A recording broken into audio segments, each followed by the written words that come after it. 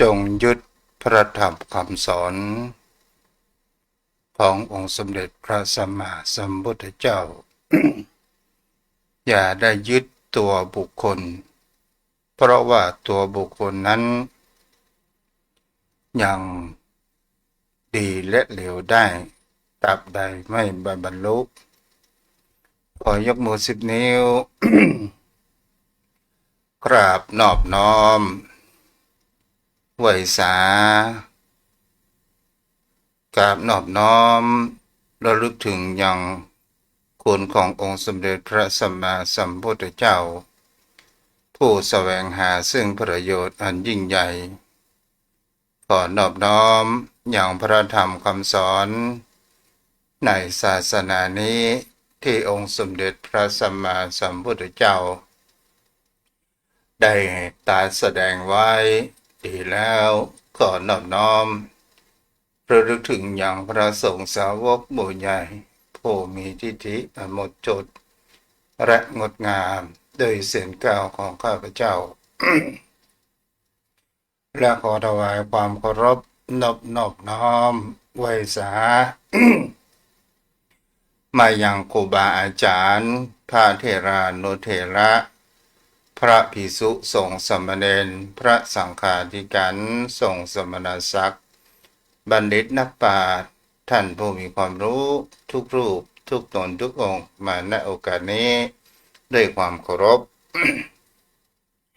และขอเจริญสุขเจริญธรรมมายังป่อออกไม่ออกศรัทธาอันมีป่อมอนแม่มอนป่ออุ้ยแม่อุ้ยปีป้าและท่านผู้ฟังผู้มีบุญทุกท่านที่ติดตามรับฟังธรรมะยามบ่ายทางสถานีวิทยุพระพุทธศาสนาและจริยธรรมจังหวัดเชียงใหม่96 เมกะเฮิรตซ์โดยการส่งลิงก์สัญญาณไปณอาคารสุเทพสุพรหมครุประชาข้างหอพญามังรายใจกลางเมืองเชียงใหม่แล้วส่งขึ้นอย่างวัดพระธาตุดอยสุเทพราชวรวิหารโดยความเอื้อเฟื้อผู้อำนวยการเจดีย์ป่อครูบรรลบนามวงพรมได้นิมนต์ตนตัวอาตมะมาออกรายการเป็นอยู่ประจำทุกวันจันทร์และวันอังคารอาตมาภาพพระครูไพศาลสุตกรเจ้าอาวาสวัดทุ่งประเก็ตตำบลหนองหารอำเภอสันทรายมาอยู่เป็นประจำทุกวันจันทร์และวันอังคารและขอกราบในความเมตตาธรรมของท่านอาจารย์พระมหาประสิทธิ์ประสาธิโกผู้คอยเจ้าลิงและส่งสัญญาณผู้ปิดทองหลังพระไปถึงยังโยมพ่อโยมแม่ผู้มีหัวใจแนบแน่นในพระรัตนตรัยผู้มีจิตใจอันเป็นบุญเป็นกุศลคนเหล่านั้นบุญอันเกิดจากการฟังก็คือเป็นบุญอย่างหนึ่งที่ก่อให้เกิดแห่งคำว่าบุญแสงสว่างแห่งปัญญาของคนเราในสิ่งที่เราบ่เข้าใจเราก็จะได้เข้าใจในสิ่งที่เราเข้าใจแล้วเราก็จะมีความมั่นใจในเกิดขึ้นจอมพ่อโยมแม่วันนี้ก่อนที่จะเข้าไปสู่ยังโสรสะปัญหาวันนี้ก็มาบอกให้โยมพ่อโยมแม่ได้สังเกตในลักษณะของบุคคลผู้มีแห่งคำว่าโทสะจริตซึ่งมีลักษณะอยู่6 ประการเราจะสังเกตและหันได้เพราะว่าคนนี้จะเป็นคนลักษณะโทสะจริตนั้นอย่างใดโยมแม่1 โกรธะเป็นคนที่ชอบโกรธ2 อุปนาโหก็คือคนที่ชอบผูกโกรธมัคโคก็คือคนที่ชอบลบหลู่ คลของบุคคลอื่นหรือว่าลบหลู่พ่อแม่ลบหลู่ครูบาอาจารย์ลบหลู่ผู้มีความรู้ลบหลู่แนวพระธรรมคำสอนต่อมาก็คือประการที่สี่ปาราโสตีตนเสมอท่านห้าก็คืออิสามีความริษยามัจฉระก็คือความตนีคนในลักษณะ6ประการนี้เมื่อโยมพ่อโยมแม่นั้นได้รับฟังได้เอาไปใช้ในชีวิตประจำวันถ้ามันมีในตนตัวของเราก็พยายามละในสิ่งที่เราคบค้าสมาคมกับบุคคลใดก็ตามคนที่มีลักษณะเป็นคนที่เจ้าโคตรคนลักษณะที่มีความผูกความโกรธหรือว่าผูกอาฆาต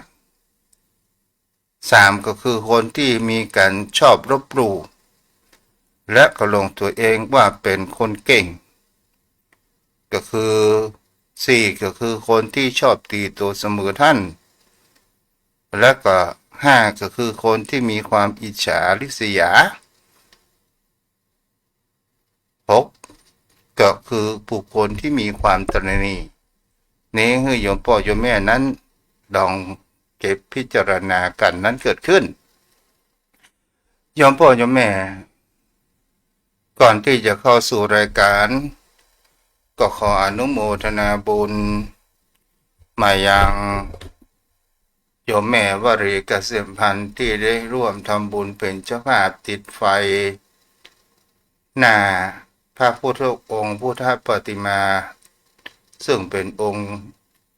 ตัวแทนขององค์สมเด็จพระสัมมาสัมพุทธเจ้า500ปุญญาบารมีและก็มีตังแม่ครูงามนิดสัมปตองได้ร่วมทำบุญแถม 1,000 ปุญญาบารมีโยมพ่อโยมแม่ก็ขออนุโมทนาบุญโดยที่ทานแสงสว่างวันนี้ก็มีนิทานเรื่องหนึ่งที่มันมีคำสุภาษิตว่าเห็นเสือหมอบอย่านึกว่าเสือไหวและในเรื่องนี้มีแห่งเขาว่าหนูกับแมวโยมพ่อโยมแม่เมื่อได้รับฟังกันก็คือมีบ้านอยู่หลังหนึ่งนั้นมีแมวกับหนูแมวนั้นเป็นสิ่งที่เราจะเห็นได้ว่ามันก็เป็นศัตรูกับหนูหนูก็เป็นสัตว์ที่มีแห่งความว่าเจ้าเล่ห์เหลี่ยมและแมวนั้นก็เป็นถือว่าเป็นสัตว์ที่มีความฉลาดมีอยู่วันหนึ่งศรัทธาญาติโยมทั้งหลาย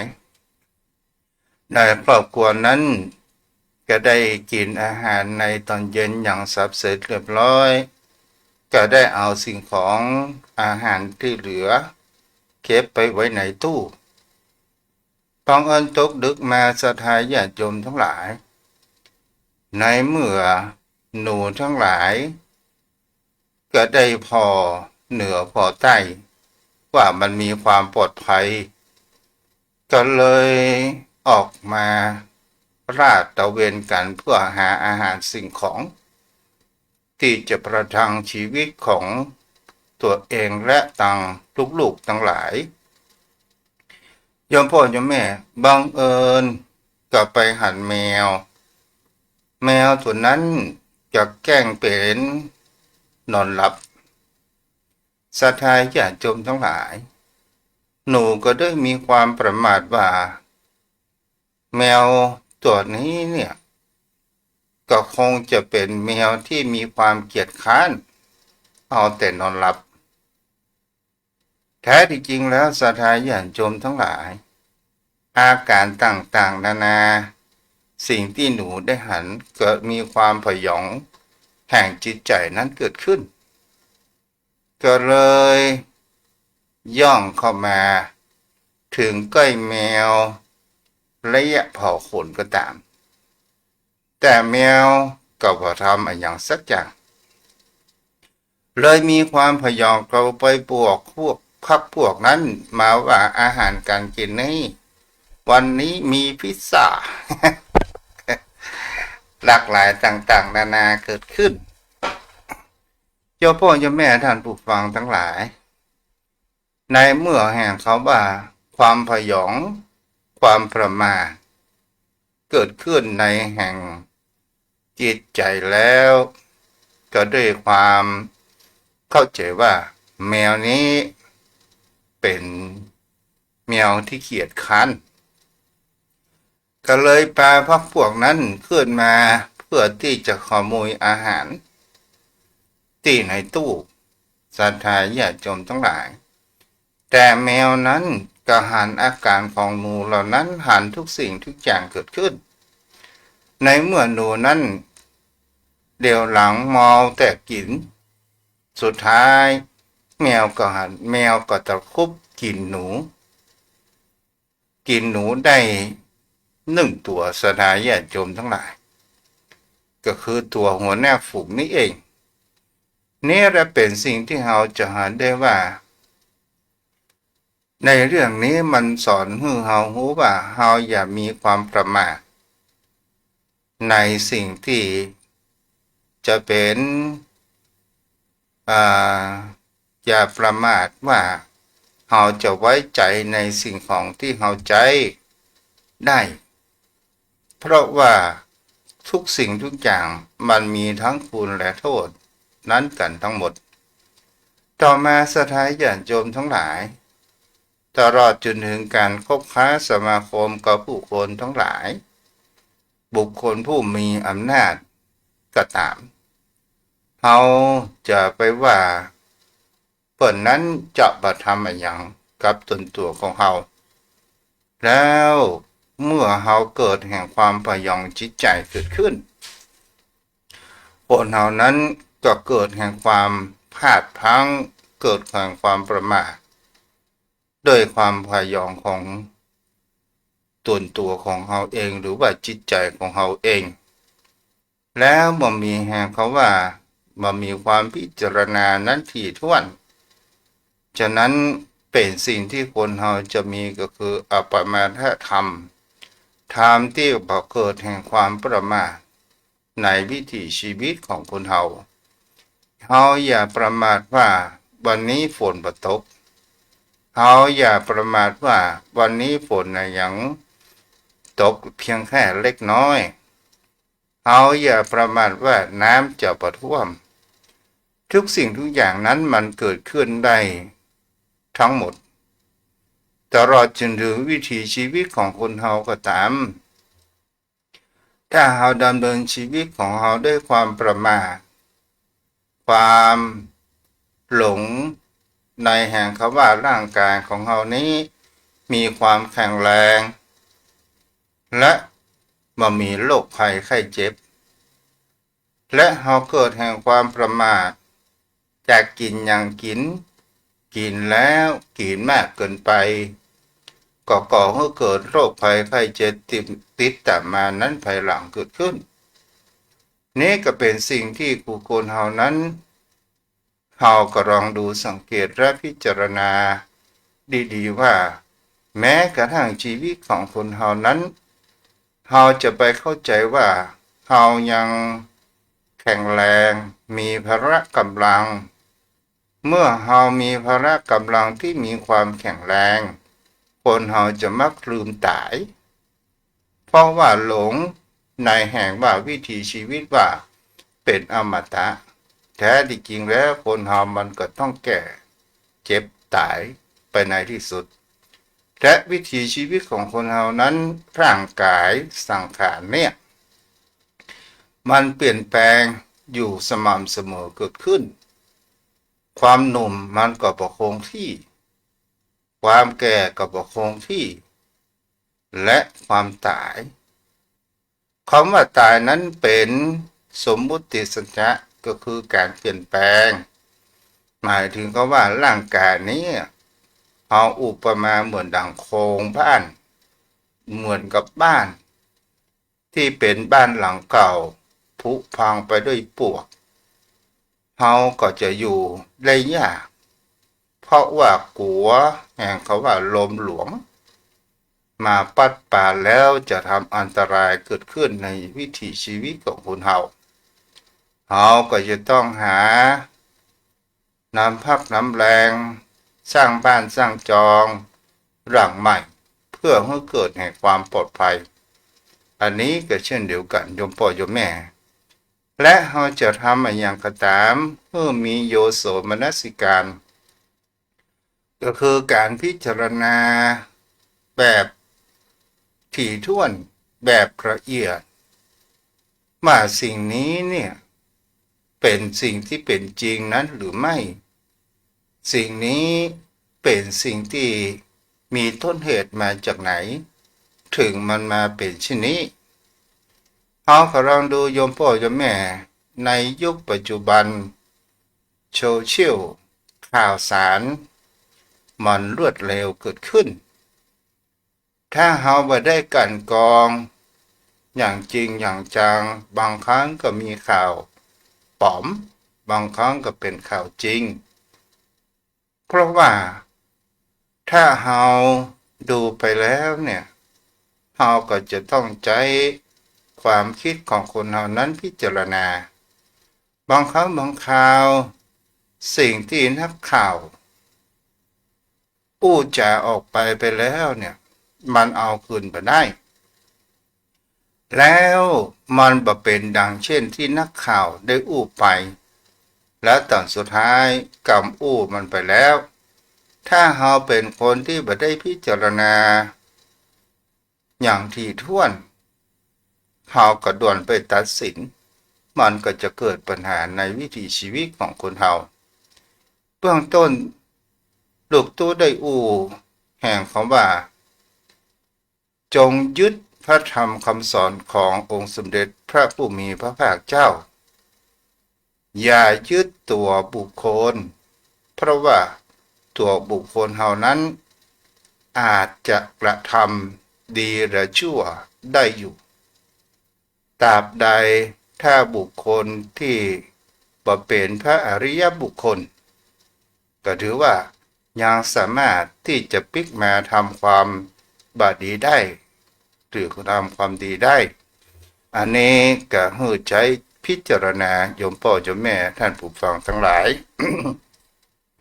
ต่อมาเราก็มาสู่แห่งเขาว่าโสรสปัญหาต่อวันนี้ก็ได้อู้ถึงอาชิตมานพผู้เป็นสาวกของพราหมณ์พราหมณ์วลีพราห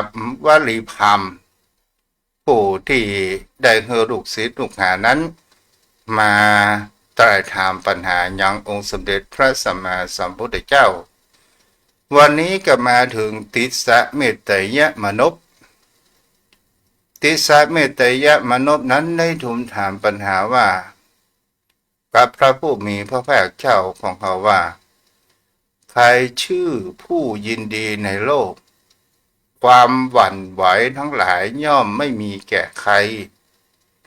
ใครรู้ส่วนทั้งสองคืออดีตกับอนาคตแล้วไม่ติดอยู่ในท่ามกลางก็คือปัจจุบันด้วยปัญญาพระองค์ตรัสสรรเสริญว่าใคร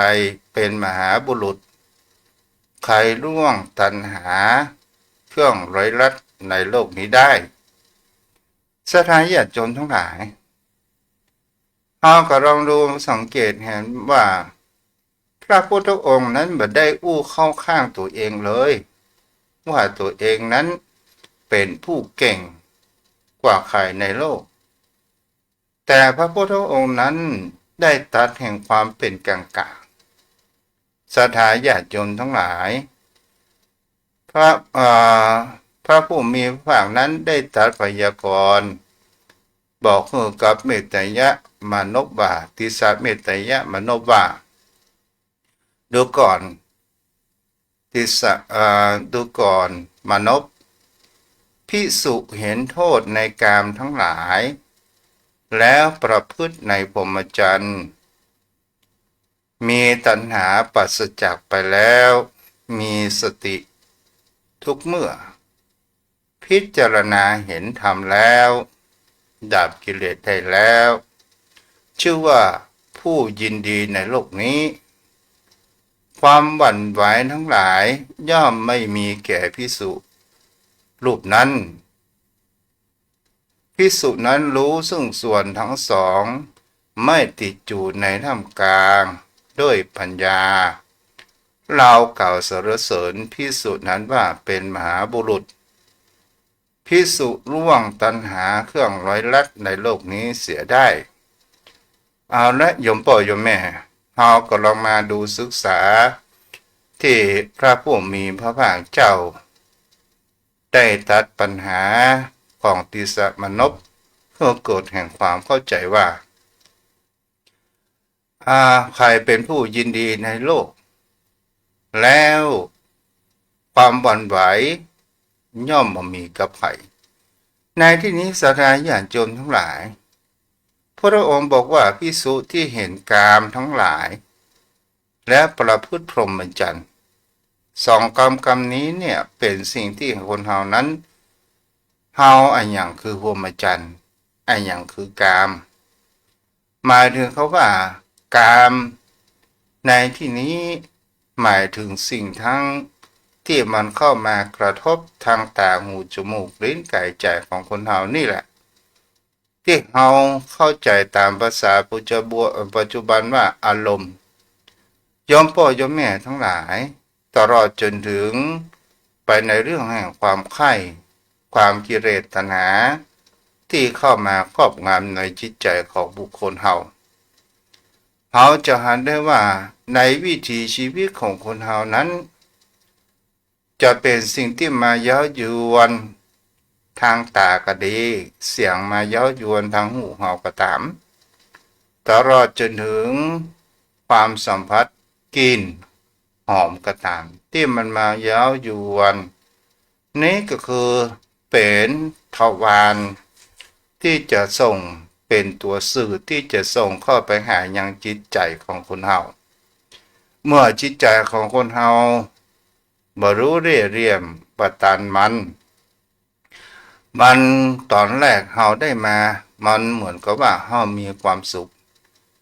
เวลาผ่านไปนั้นความสุขที่แท้มันก็มามีการเดียวมันก็เป็นความทุกข์อย่างโยมพ่อโยมแม่บางท่านบางคนนั้นช่วงนี้เป็นช่วงฤดูฝนก็เลยหันลูกสาวห้ามฝนหรือว่าลูกบ่าวห้ามฝนอยากจะให้ลูกบ่าวลูกสาวนั้นมีรถที่มีหลังคาก็เลยไปดาวน์รถนั้นมาเงินดาวนั้นมีแต่เงินส่งนั้นน่ะเป็นสิ่งที่สำคัญเราจะเห็นได้ว่าในเมื่อเราดาวน์รถมาให้ลูกแล้วเนี่ยเราจะเห็นว่าลูกก็ปลอดภัยในการทำฝนกลับบ้านกลับจองและก็มีความสะดวกสบายเกิดขึ้นต้นเดือนก็ดูพอว่าสบายใกล้สิ้นเดือนก็เหมือนเริ่มที่จะว่าเอาปัจจัยเงินทองที่ไหนมาใช้จ่าย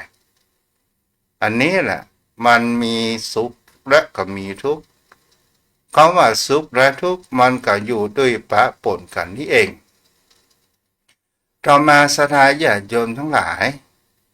เอามาพอแห่งว่าความใคร่ในเรื่องในเรื่องเพศโยมพ่อโยมแม่เฮาก็ลองดูว่าทำไมคนเฮานั้นเนี่ยเฮาวาดฝันว่าเฮาจะมีวิถีชีวิตครอบครัวที่มีความแสนอบอุ่นมีลูกมีเต้าก็ว่านอนสอนง่ายเฮาวาดที่มันฝันไปว่าสร้างบ้านสร้างจองมีรถมีราและเฮามีความสุขเกิดขึ้นพอเวลาอยู่ตัวกันแล้วความรักก็กลายเป็นความเบื่อเพราะว่าคนเฮานั้นอยู่ประมาณสัก2 ปี มันก็เกิดแข่งเขาว่าแสดงออกมาซึ่งนิสัยท่าแท้ของบุคคลเฮาแล้วบางคนจากรักกันเฮากลับกลายเป็นความเกลียดกันจากความเกลียดกันก็เป็นความอาฆาตกันและนี้มันจะเป็นสุขหรือไม่มันจะเป็นทุกข์เหมือนข่าวที่ลงในทีวีคนหึงหวงหรือโดยแห่งความมืดมนที่ปิดบังตาของตัวเองนี่แหละสัตย์ไทยญาติโยมทั้งหลายถ้าพระสงฆ์องค์ข้าเจ้าซึ่งเป็นพุทธบุตรของพระผู้มีพระภาคเจ้าหานโทษสิ่งเหล่านี้แล้วว่ามันเป็นสิ่งที่ก่อให้เกิดภาระก่อให้เกิดแห่งความทุกข์ทั้งหลายทั้งปวงแล้วประพฤติพรหมจรรย์แล้วก็กำจัดแห่งภวาตนาออกจากจิตจากใจบ่อยากได้อยากมีอยากเป็นก็คือเฮามาดูเข้าใจว่าบุคคลผู้หันแห่งเขาว่าโทษแห่งความยึดมั่นถือมั่นโทษแห่งความอยากซึ่งมันมามีแห่งความพอแล้วที่สุดนั้นทุกสิ่งทุกอย่างมาได้เป็นของเฮาเพราะว่าทรัพย์สินสมบัตินี้มันก็เป็นทรัพย์สินสมบัติที่จะเป็นมรดกตกทอดไปสู่ทายาทแล้วมันก็บ่ได้เป็นของเฮา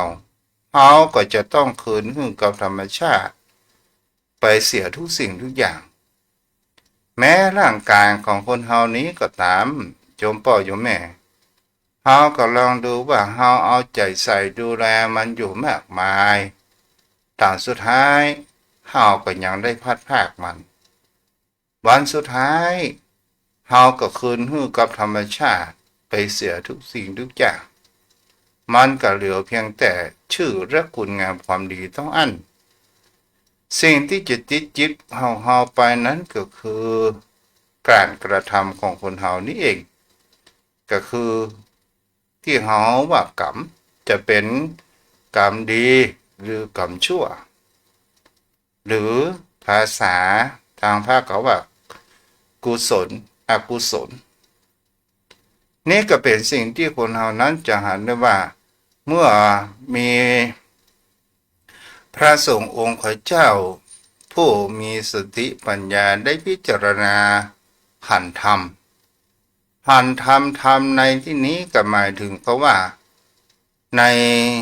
ความเปลี่ยนไปของธรรมชาติความเปลี่ยนไปของธรรมชาติและสามารถที่จะดับกิเลสได้โยมพ่อโยมแม่ท่านผู้ฟังทั้งหลายคำว่าความเปลี่ยนไปของธรรมชาติเนี่ยเราก็ลองดูว่าความเป็นจริงของธรรมชาติเนี่ยอย่างเช่นที่เรารู้จักกันว่าเป็นธรรมชาติของปวดเขาว่าอุปทานความยึดมั่นถือมั่นความเป็นธรรมชาติตัณหาความเป็นธรรมชาติของอวิชชาโยมพ่อโยมแม่บนโลกใบนี้เนี่ยมันมีสิ่งเหล่านี้นั้นเป็นพื้นฐานของระบบกฎเกณฑ์ของธรรมชาติแต่มันแฝงไปด้วยมีความทุกข์มากกว่าความสุขและความสุขเนี่ยมันเป็นสิ่งที่คนเราปรารถนาอยากได้มากที่สุดก็คือความสุขทางด้านจิตใจ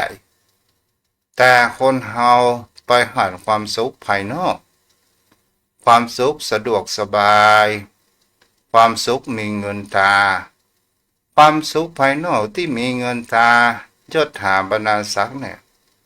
ถ้าเราใจจ้างมันก็เป็นคุณถ้าเราใจบ่จ้างมันก็เป็นโทษเหมือนข้าวกับพระภิกษุทั้งหลายเนี่ยถึงจะเป็นอันยังก็ตามโยมพ่อโยมแม่ก็เพราะว่าไปใจในทางที่ผิด มันก็เป็นโทษถ้าเฮาใจไปในทางที่ดีอย่างมีวัดหนึ่งที่แม้กระทั่งทางแถบบ้านเฮาก็มีที่ได้เลี้ยงดูเด็กที่ขาดความเอาใจใส่ทางด้านการศึกษา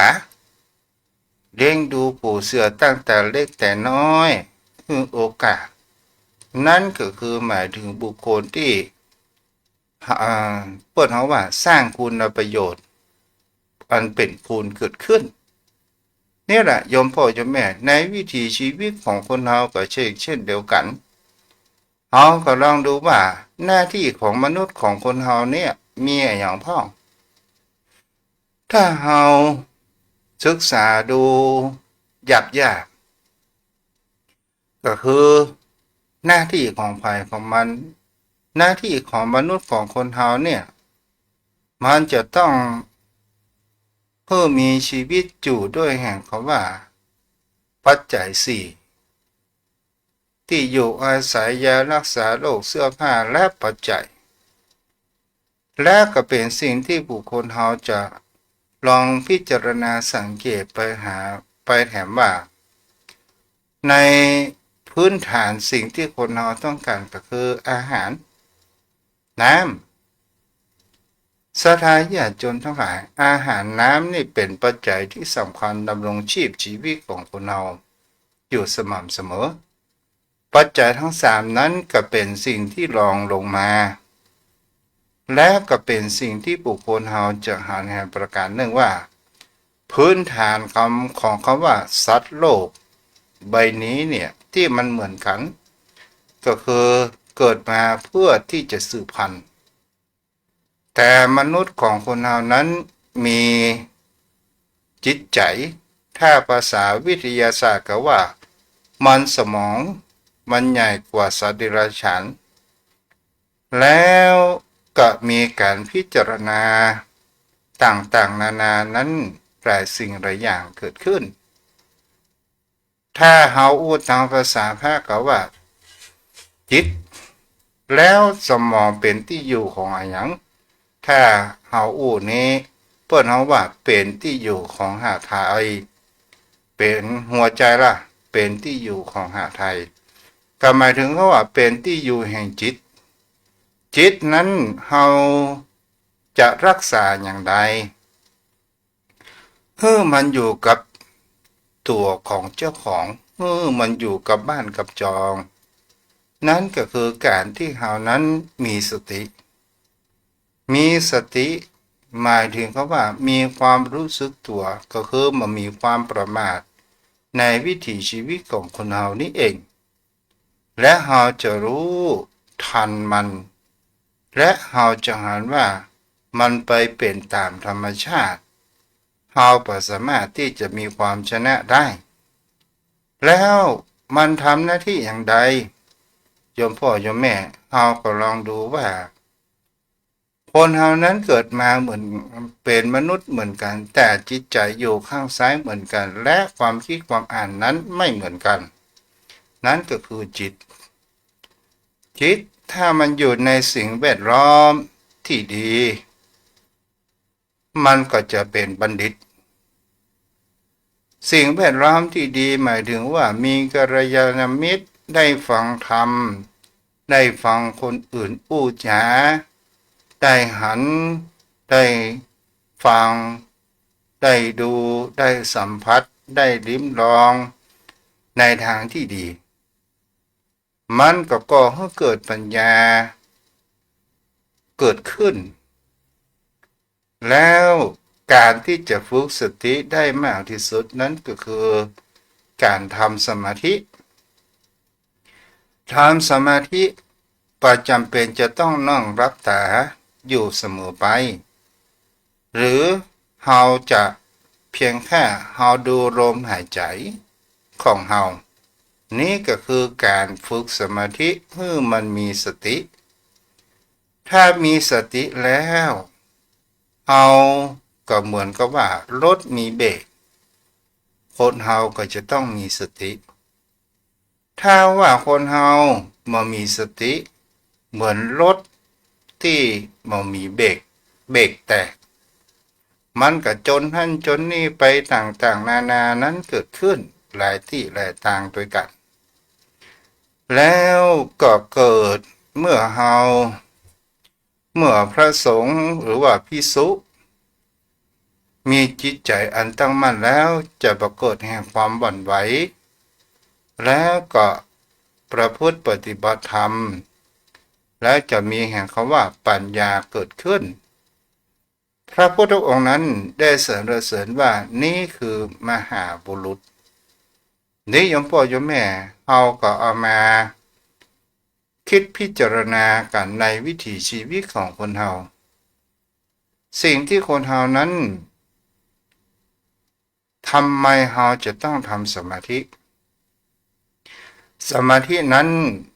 ตามที่ทุกเจ้าได้ศึกษาหนึ่งก็คือได้เกิดแห่งความว่าความผ่อนคลายความผ่อนคลายก็ให้สารอินซูลินนั้นหลั่งได้ดีความสารแห่งความสุขแล้วจะทำให้จิตใจของคนเรานั้นมีการเปลี่ยนแปลงมีความคิดทางด้านที่ดีแล้วจิตใจเปลี่ยนแปลงจะมีเป็นบอกว่าเป็นผู้มีความเมตตานั้นเกิดขึ้นประการต่อมาก็คือทำให้คนเรานั้นมีภาพใบหรือว่ามีเบรกมีสติตั้งมั่นเวลาเฮาเครียดโยมพ่อโยมแม่เมื่อเฮานั่งหลับตาแล้วปล่อยลมหายใจเฮาก็พอดูลมหายใจของเฮาเข้าออกปล่อยมันสบายดึงลมหายใจเข้าลึกๆแล้วปล่อยลมหายใจออกยาวๆร่างกายของคนเฮานี้แท้ที่จริงระบบหายใจนั้นมันหายใจได้เองโดยอัตโนมัติที่เฮาบอกให้หายใจเข้าลึกหายใจเข้ายาวนี้ก็เพราะว่ามันมีตัวแห่งเขาว่าสังขารก็คือตัวปรุงแต่งก็ไปสั่งแห่งจิตใจว่าเมื่อหายใจเข้าลึกๆเมื่อหายใจออกยาวแต่ถ้าว่าเฮาปล่อยตามไปสภาพแห่งความเป็นจริงเฮาก็ดูว่าร่างกายเฮานี้เนี่ยมันก็หายใจได้ตัวเองเฮาก็ลองดูว่านี่คือเป็นสิ่งที่ผู้คนเฮานั้นลองสังเกตเวลาเฮารับโยมพ่อโยมแม่ระบบร่างกายมันทำเองโดยอัตโนมัติเกิดขึ้นเวลาการที่คนเฮานั่งสมาธิมันจะเป็นการพักจิตก่อให้เกิดพลังก่อให้เกิดในการทำงานสิ่งที่เราทำนั้นจะมีสมาธิและจดจ่อและจะมีแห่งความว่าการพิจารณาและสิ่งนั้นจะออกมาได้ดีนี่ก็โยมพ่อโยมแม่ก็ลองติดตามลองเก็บและเอาไปพิจารณากันเด้อวันนี้ มีทางผู้รับชมรับฟังทาง Facebook ก็มีน้าน้องคนเดิมจอมปี้วาสนากันทวีรับฟังอยู่บ้านเนาะบ้านเอื้ออาทรสังขแปงแม่ครูธัญญารับฟังดาราประจำวางพญานาคแม่เลนแม่แตงเจียงใหม่สาธุเจ้าเนาะคนยมแม่สมศรีน้อยปัญญาแล้วก็มีทางอย่างนี้พิษเนาะและมีคนโยมกันวัดรัตพลสวัสดิ์นมัสการแม่จูนศรีภาชาโยมปีจันจรัสเนาะรับฟังอยู่เด้อเนาะ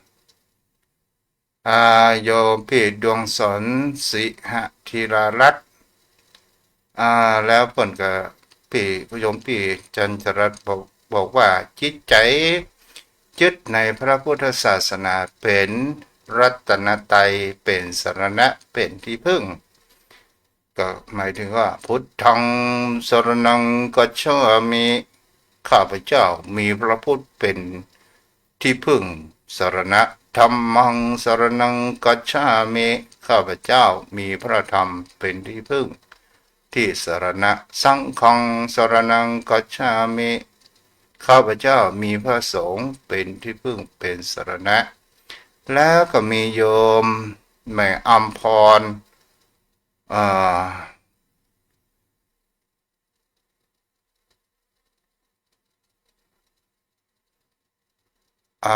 แม่อัมพรอนุโมทนาแม่นก็หาแม่พิมพ์ชื่อมาคำเด้อลูกตุแม่อัมพรแม่ได้ทำบุญลูกตุอาจจะลืมก็ขออภัยไว้ตัวเนาะแล้วก็นอกนั้นก็มามีภาระเนาะติดตามบ้านมีแม่วรีเกษมพันธ์บ้านหนองคนคู่แม่หอมปราซางแม่หน่อยในเมือง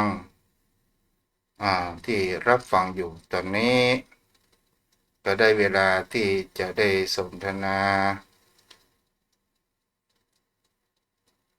แล้วก็เดี๋ยวกันเด้อ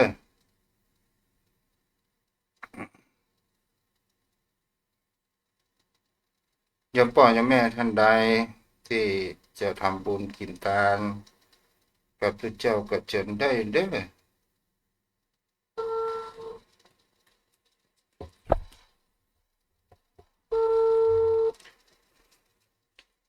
วันนี้ฝนมาแล้วเนาะฝนเขาว่าพายุวิภาโอ้ก็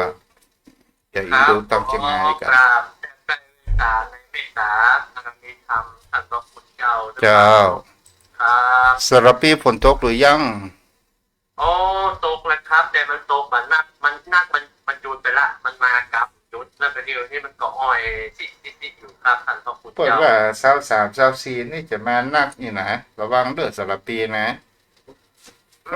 มันตกติดถ้ามันเอาใจช่วยท่านบอกว่าสิ่งใดจะเกิดมันก็เกิดครับ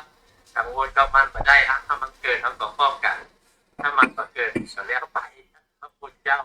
แต่มันมามันก็เสียหายคุณเจ้าไว้ครับมันจะคงจะมาแม้มันก็สิ่งที่ทางกรมอุตุบอกเตือนก็คือทางแม่สายเนาะเศษปูนครับมันผ่านมาเข้าตังลาวนี่มามันก็ถูกไม่สายถูกเชียงใหม่แต่ว่ามันจะหนักจะน้อยอย่างไรท่านเจ้าจะขาดทะเลมาได้เนาะมันยังบอกมาเกิดเชื่อท่านต้องเจ้าเพราะนั้นวันนี้นะโอ้เรื่องศาสนาพิธีต่อคำว่าหยาดน้ำเนี่ยมันเป็นสิ่งที่ควรจะมีหรือว่ามันเป็นเพียงแค่กลอุบายก็ถ้าเป็นกลอุบายก็ถูกจะมีก็ดีไม่มีก็ได้เพื่อให้จิตมันสงบจิตมันนิ่งจิตมันแบบสับสนวกวนต่อฟุ้งซ่านก็ใจจดจ่อเมื่อเอาอธิษฐานแล้ว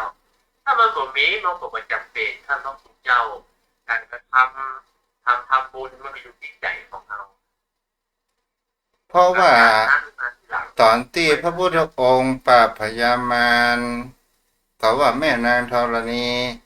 บีบมวยผมน้ำที่ท่วมพญามารน่ะมาเกิดมาจากน้ำหยาดที่พระพุทธองค์สมัยเขาเป็นพระโพธิสัตว์หลายภพหลายชาติที่ได้สั่งสมมาอันนี้เป็นเท็จจริงอย่างไรพระนั้นเป็นอุปมาไว้เช่นนั้นครับซึ่งนักปราชญ์ท่านผู้รู้ว่าผู้ศิษย์เจ้าแต่ละภพแต่ละชาติเนี่ยเกิดมาเพื่อประโยชน์ของส่วนตนและส่วนรวมเป็นส่วนใหญ่เพื่อจะให้ เวนยสัตว์ทั้งหลายได้โพ้นจากโอฆาสงสารแต่ละภพนั้นเพิ่นก็ตั้งจิตทำความดีมาโดยตลอดแล้วก็ญาตินะหมายความว่าเพิ่นญาตินักเพิ่นทำมาทุกภพทุกชาติถึงดาวอสูรไข่แสนมหาครับก็เลยอุปมาว่าเนี่ยเพิ่นทำมาแต่ละภพแต่ละชาตินะเหมือนกับน้ำที่แม่นางธรณีได้รับรู้ไว้นะก็คือหาประมาณมาได้นะความดีที่เพิ่นทำไว้เอาไว้สักการะสมเจ้าถ้าเราอู้ไปแหมประการหนึ่งก็คือถ้าเราว่าเป็นอุบายทำสมาธิให้เกิดหมายถึงเขาว่าคนเราต้องเอาจิตไปอยู่ที่น้ำโดยมีสติเป็นตัวประคองเวลาที่เราจัดน้ำหมายตาลถ้าเราทำเนาะครับเป็นเช่นนั้นครับท่านพระคุณถ้าเจ้าเราหยัดน้ำแต่จิตของเราขาดสติประคองหมายถึงว่าจิตมันไปเหี่ยวที่อื่นเสียหยาดน้ำเอามีคนโทรมามันได้อยู่บ้านรอเด้ออีน่ะจิตเราไปอยู่ที่บ้านใหญ่อะครับจิตมันเดินทางไวคือมันแบบตั้งมั่นต้องให้มันมีสมาธิมันจะได้มีพลังครับก็เมื่อเขาเข้าสมาธิพุทโธพุทโธเนี่ยเขาจะมีรูปกรรมก็ได้เขาบ่มีก็ได้แต่ถ้าเขามีเนี่ยพอมันเริ่มต้นมันจิตมันบอกมั่นเชื่อก็คือนับรูปประคำมันคือจิตไปเป็นอย่างอื่นแต่ถ้าเราจิตตั้งมั่นแล้วปกติมันจะเป็นต้องมีก็ได้รูปประคำครับท่านเจ้าครับเหมือนที่ท่านเจ้าว่าคำหยาดนะถ้าจิตเขาตั้งมั่นที่ตั้งจะทำบุญแล้วตั้งจิตอธิษฐานแล้วเขาบอกมีนะบอกเป็นยังครับท่านเจ้าครับครับแล้วก็คือการทำสมาธิอ่ะเนาะครับทำให้สมาธิมันเกิดขึ้นท่านพระคุณเจ้าเจ้าแล้วก็มาอู้ศาสนาพิธีแห่งประการหนึ่งว่าระหว่างจุดธูป3 ดอกกับจุดธูป5 ดอกไม่ทราบครับอันใดถูกอันใดผิดเพราะนั้น3 ดอกนี่มันเป็นบูชาคุณของพระพุทธเจ้าครับคือบริสุทธิ์ที่คุณปัญญาที่คุณมหากรุณาที่คุณขององค์สมเด็จพระสัมมาสัมพุทธเจ้าทูบนี้มันแตนไหนอย่างเพราะนั้นก็คือคุณงามความดีที่ทวนลมและ3 ลมนะครับมันเหมือนกับกลิ่นของทูบมันหอมครับคุณกลิ่นของความดีนะครับเหมือนกลิ่นของทูบมันนี่หอมทั้งแตนดอกบูชาแม่งก็ครับอ่าใช้ทดแทนความดีขององค์สมเด็จพระสัมมาสัมพุทธเจ้าสัพพกัปดังที่กล่าวไว้นะครับมีมหากรุณาธิคุณบริสุทธิ์ที่คุณปัญญาที่คุณมหอมทวนลมได้หอมตามลมได้เนี่ยครับท่านพระพุทธเจ้าแล้วก็บูชาพระสงฆ์นี่ก็ใช้ดอกไม้ทูบเทียนพระสงฆ์เนี่ยก็มีความงดงามด้วยการปฏิบัติสุปฏิปันโนชูปฏิปันโนยยะปฏิปันโนเป็นต้นครับถึงแม้จะมาจากแต่ละทิศแต่ละถิ่นแต่ละที่แต่ละชนชั้นเผ่าพันธุ์อย่างนี้มันมารวมอยู่กันแล้วด้วยอำนาจของศีลก็อยู่ด้วยกันได้เหมือนดอกไม้นะครับต่างเผ่าต่างพันธุ์ต่างชื่อต่างชนิดกันก็มารวมกันแล้วก็มีความงดงามครับเตียน2 เล่มเนาะเพราะนั้นเตียนนี้บูชาซึ่งพระธรรมคำสอนขององค์สมเด็จพระสัมมาสัมพุทธเจ้าและพระวินัยครับมันเป็นคำสั่งและคำสอนคำสั่งนี่คือวินัยคำสอนคือพระธรรมขององค์สมเด็จสัมมาสัมพุทธเจ้าที่มีอยู่แล้วตามธรรมชาติและพุทธองค์เนี่ยค้นพบเรามาจัดเป็นหมวดเป็นหมู่ดูดังปฏิบัติสองทางเดินเพื่อวิทยาศาสตร์ทั้งหลายได้ประพฤติปฏิบัติตามครับท่านเจ้าครับ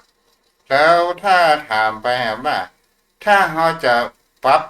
เราจะปักทูบ5 ดอกเนี่ยได้ก่อเพราะนั้นจะต่อไปได้ก็มันก็ได้ครับท่านพระคุณเจ้าแล้วเพื่อนจะถามว่า5 ดอกเนี่ยมีความหมายว่าอย่างใดจุดประสงค์เพื่ออย่างเนี้ยมันจะมีคำถามต่อมาครับท่านพระคุณเจ้ามันก็มีอย่าง5 โกฏาเขาก็ใช้ทูบ5 ดอกครับแม่นางธรณีจุดบูชาธรณีก็ใช้5 ดอกแต่ในศาสนาพิธีนั้น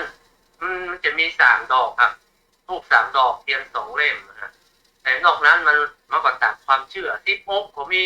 94ก็มีท่านพระพุทธเจ้าก็คือว่ามันคงจะเป็นกุศโลบายของความเชื่อของแต่ละอย่างถ้าเจ้า ข้าเจ้าหมายถึงเขาว่าถ้าดอกนี่พระพุทธพระธรรมพระสงฆ์บิดามารดาอย่างใช่นี้ครัได้ก่อบรับที่ทำกับฐานอุปชฌาย์ที่ทำกับฐานครับเจ้าอันนี้ก็ถามเพื่อที่ให้แฟนรายการได้รับฟังเพื่อที่จะเกิดแห่งความเข้าใจเนาะครับครับจะครับใช่ครับท่านเจ้าครับจะเพราะว่าบางทีเปิ้นก็เปิ้นทำติดต่อกันมาที่เปิ้นอาจจะบ่รู้ความหมายครับเพราะทุกอย่างมันเป็นปริศนาธรรมและมันแฝงไปด้วยหลักธรรมครับที่นักปราชญ์ท่านผู้รู้ท่านกลัวเฮาลืมแล้วเพิ่นเลยแฝงไว้ในปริศนาธรรมที่เฮาได้กระทำไว้ถ้าเขาตีความหมายให้เพิ่นแตกเขาก็จะรู้ความหมายว่าอันเนี้ยที่มาของมันทำไมถึงเป็นสารเอาทำไมอันนี้แหมตัวเรื่องพวกนั้นไว้สาครับท่านคนเจ้าครับเรานี่มันชอบอ้างนะไว้สาคโอ้รับสูงเอาบ่ไปวัดบ่ไปว่าบ่ไปเพราะมันมีเสื้อขาวเตี้ยวขาวมันจำเป็นกับว่านะอ๋อประจำเป็นครับอาเซียเพื่อฮื้อฮู้บ่ได้ว่าคือเฮาสำเนียกอยู่ตลอดว่าเฮาอยู่ในลักษณะเฮาอยู่ในสถานภาพเช่นใดความประพฤตินอบน้อมของเฮาในขณะนี้เฮานุ่งขาวห่มขาวเฮาบ่ควรจะบ่ว่าร้ายบ่กล่าวร้ายบ่คิดร้ายด้วยกายวาจาใจคือเฮาฮู้ที่บ่ได้แต่ว่าถ้าเฮาทำมีศีลมีคุณธรรมอยู่ในใจแล้วสิหยังก็ได้ครับท่านเจ้าครับคือมันถูกต้องกับงานนะครับท่านพระคุณเจ้าเจ้าอาดุโมได้ทนาเด้อพวกนั้นครับขอกราบแทบใจไว้สามเมตตาธรรมท่านพระคุณเจ้าด้วยความเคารพสูงยิ่งครับท่านพระคุณเจ้าได้นำธรรมคำสอนมาประพฤติปฏิบัติอันเป็นธรรมะขององค์สมเด็จพระสัมมาสัมพุทธเจ้าขอท่านญาติธรรมกัลยาณมิตรกัลยาณธรรมญาติธรรมทุกท่านนะครับเราได้ศึกษาธรรมะปฏิกันเพราะเราท่านทั้งหลายจะเข้าใกล้พระรัตนตรัยก็มีพระรัตนตรัยเป็นที่พึ่งดังนั้นจิตใจของเราเนี่ยเรารักษาธรรมก็รักษาเราครับเราบ่พืชธรรมเราก็อยู่เป็นสุขเรากินเราก็อิ่มเราบ่กินเราก็บ่อิ่มครับก็คงขอเป็นกำลังใจซึ่งกันและกันนะครับที่ปฏิบัติธรรมขอถึงธรรมเหมือนกันทุกท่านทุกคนครับสวัสดีครับขอบพระคุณครับเจ้าโยมพ่อโยมแม่ท่านผู้ฟังมีตังโยมปี่นาชากาแฟและฟังถ้าเฮาอู้ถึงพระพุทธศาสนาของเฮาเนี่ยพระธรรมคำสอนของที่พระพุทธองค์นั้นค้นคว้าซึ่งใช้เวลาและสั่งสมบุญญาบารมีโดยชาติสุดท้ายเนี่ยพระพุทธองค์ได้ยอมเสียสละชีวิตของพระองค์เองโดยการที่จะรู้แห่งคำว่าเบื้องหลังของธรรมชาติเนี่ยมันมีอะไรอย่างอยู่อะไรอย่างเป็นเรื่องสิ่งที่มีจริงอย่างคำว่าอ่าความสุขอะไรอย่างเป็นความสุขแล้วสิ่งที่บุคคลเฮานั้นบอกควรที่จะไปหักล้างในเรื่องพระสงฆ์องค์เจ้าเฮายึดมั่นในพระธรรมคำสอนของพระพุทธองค์ซึ่งเป็นหลักคำที่ธรรมชาติมากพระพุทธองค์นั้นบอกว่าบ่ต้องเชื่อเฮาเด้อเอาลองเอาไปประพฤติปฏิบัติก่อนถ้าอู้เป็นภาษาชาวบ้านโยมพ่อโยมแม่ท่านผู้ฟังทั้งหลายฉะนั้นโลกใบนี้เนี่ยจะอยู่กี่ปีก็ตามแต่รับพระธรรมคำสอนของพุทธองค์มันมีคำว่าวันล้านหลังและเป็นสิ่งที่เป็นเรื่องจริงสามารถพิสูจน์ได้โดยการที่เราเอาจิตใจลงทุนของเราโดยจิตใจและประพฤติปฏิบัติเราจะเห็นผลได้เราบ่ต้องไปว่าโอ้ข่าวว่าสงฆ์องค์ก็เจ้ากูบัศรัทธาแล้วอ้าวเฮาบัศรัทธาที่ผ่านมานี่เฮาเป็นชาวพุทธในทะเบียนบ้านหรือว่าเป็นชาวพุทธอย่างแท้จริงถ้าเป็นชาวพุทธอย่างแท้จริงเฮาจะต้องมามีความหวั่นไหวเกิดขึ้นเฮายึดในคำสอนของพระพุทธองค์มัน อย่าไปยึดตัวบุคคลเด็ดขาดโยมพ่อโยมแม่เฮายึดตัวบุคคลเนี่ยเฮาก็ลองพอ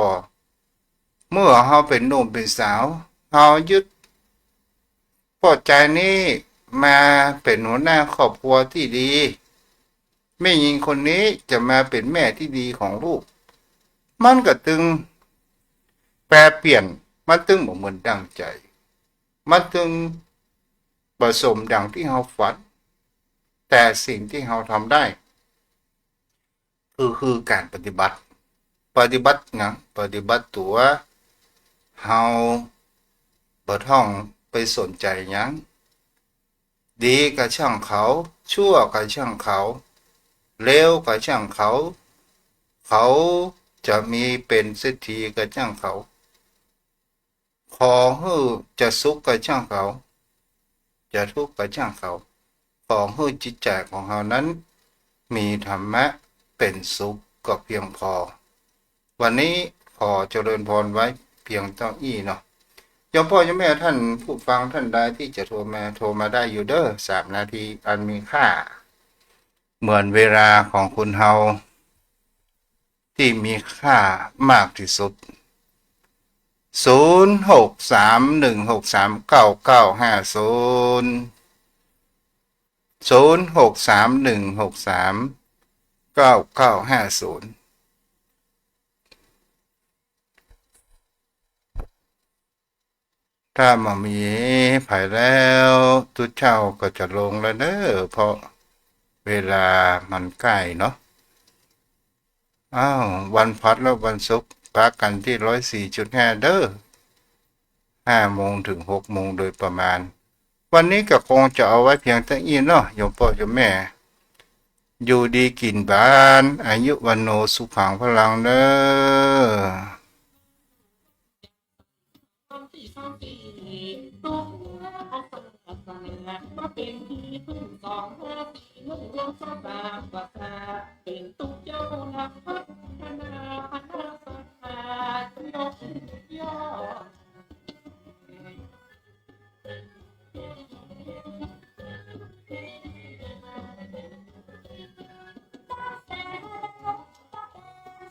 คนแง่ชื่อเสียงทุกคำทำยึดรักจากความถูกต้องพี่น้องเลื่อมใสสักท่านมีลูกศิษย์ที่วัดสาธิตคนนักหน้าถือตาเมื่อวันที่นำมาได้นับข่าวเป็นประจ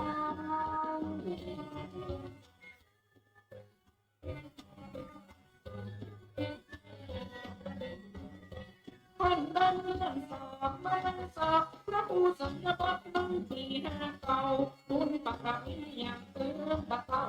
ราชกินนานสัทธายกย่องเชิดชูเจือหันพระ